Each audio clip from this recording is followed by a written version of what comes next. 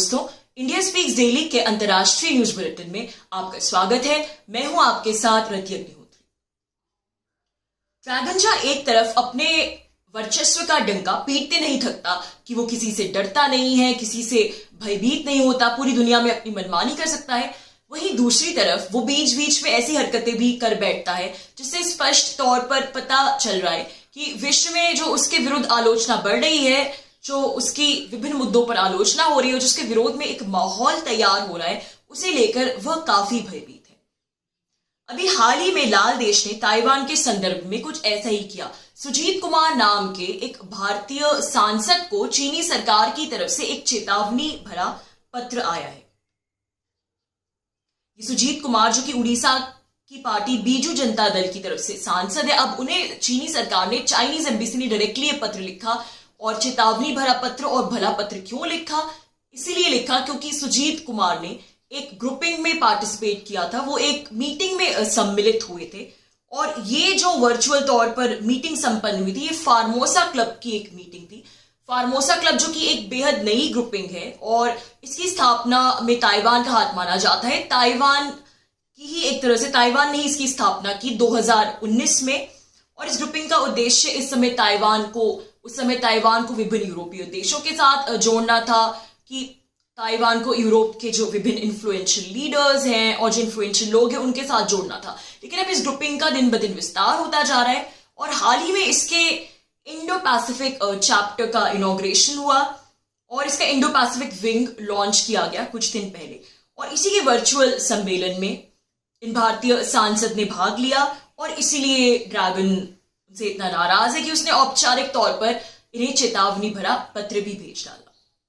खबरों के अनुसार फार्मोसा क्लब की उस मीटिंग में अपने शुरुआती वक्तव्य में सुजीत कुमार ने ताइवान को औपचारिक तौर पर धन्यवाद दिया कि किस प्रकार से ताइवान भारत के साथ खड़ा रहा है कोविड-19 के इस मुश्किल समय में मजबूती से। और आपकी जानकारी के लिए बता दें कि इस समय जिस प्रकार से विश्व के सारे देश भारत की मदद कर रहे हैं, वैसे ताइवान भी आ गया है। उसने कितने ही ऑक्सीजन कॉन्सेंट्रेटर्स और सिलेंडर्स बेचे भारत की मदद के लिए। तो इन्होंने इस ग्रुपिंग के वर्चुअल सम्मेलन में सुजीत कुमार ने ताइवान का धन्यवाद दिया और साथ ही बीच में ये भी कहा कि इसी संदर्भ में कि ताइवान एक गौरवशाली प्रजातंत्र है। अब ये बात भला चीन को कैसे बर्दाश्त थी?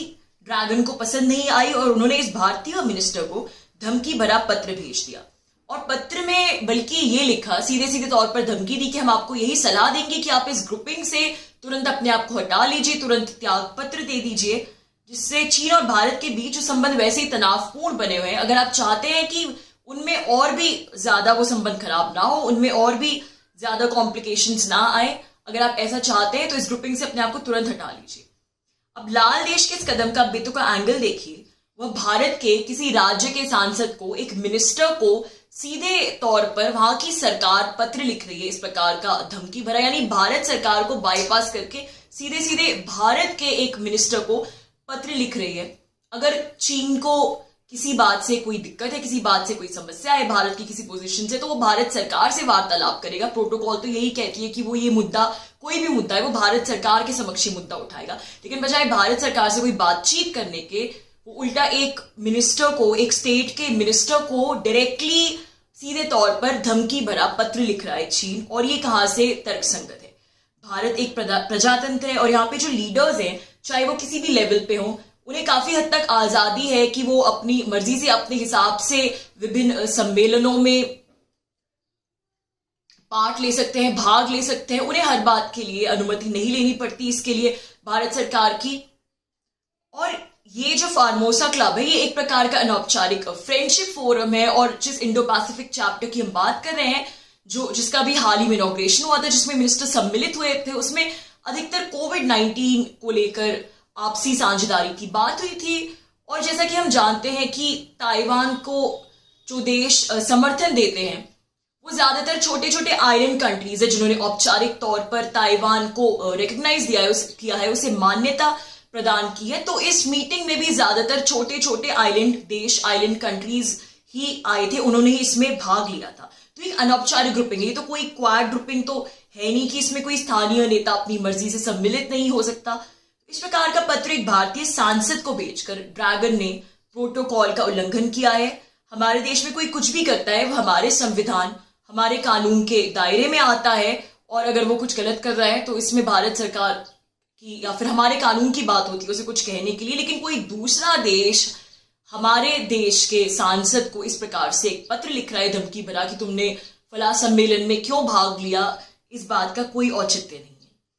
यदि ड्रैगन को किसी बात पर कोई आपत्ति है तो इसे ये बात औपचारिक स्तर पर, जैसा कि मैंने कहा, भारत सरकार के साथ उठानी चाहिए। लेकिन आप ये देखिए कि किस प्रकार से बाकायदा किस लेवल पर वो भारत के लोगों की जासूसी करता है, मिनिस्टर्स की जासूसी करता है और इस बात का कितना ट्रैक रखता है कि कौन कौन से सम्मेलन में भाग ले रहा है। और अगर एक प्रकार से देखा जाए तो ये बात बेहद हास्यास्पद भी है कि अपने आप को इतना शक्तिशाली कहने वाला लाल देश एक ऐसे नेता के इस ग्रुपिंग से सम्मिलित होने से डर गया जिसका नाम शायद भारत में भी ज्यादा लोग जानते नहीं होंगे। ताइवान के मुद्दे को अब जो अंतर्राष्ट्रीय समुदाय में समर्थन मिल रहा है, जिस प्रकार से उसे चीन बुरी तरह से डर गया है और इसलिए वो इस तरह की टैक्टिक्स पर उतर आया है। और ये पहली बार नहीं है कि ताइवान को लेकर जो चीन है वो भारत को धमकी दे रहा है या फिर प्रोटोकॉल का उल्लंघन कर सीधे जो भारत के जो विभिन्न जो विभिन्न इकाइयां हैं उनको इस प्रकार के धमकी भरे पत्र लिख रहा है।